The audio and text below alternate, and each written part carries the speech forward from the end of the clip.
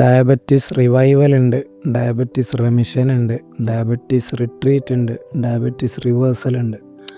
ഒരാൾ diabetes completely reversed എന്ന് പറഞ്ഞാൽ അയാൾക്ക് GTT ടെസ്റ്റൊക്കെ ചെയ്താൽ, നന്നായിട്ട് മധുരം കഴിപ്പിച്ച് ടെസ്റ്റ് ചെയ്താൽ നോർമൽ ലെവലിൽ നിൽക്കണം. HbA1c ടെസ്റ്റ് ചെയ്യുമ്പം അത് നോർമൽ ലെവലിൽ ഉണ്ടാവുക 6ൻ്റെ 5ൻ്റെ ഒക്കെ താഴെ തന്നെ നിൽക്കണം. അവർക്ക് യാതൊരു ലക്ഷണങ്ങളും ഉണ്ടാവരുത്. മധുരം കഴിച്ചുകൊണ്ട് തന്നെ പോകാൻ പറ്റണം. അപ്പോഴാണ് നമ്മൾ റിവേഴ്സ്ഡായി എന്ന് പറയാൻ പറ്റും.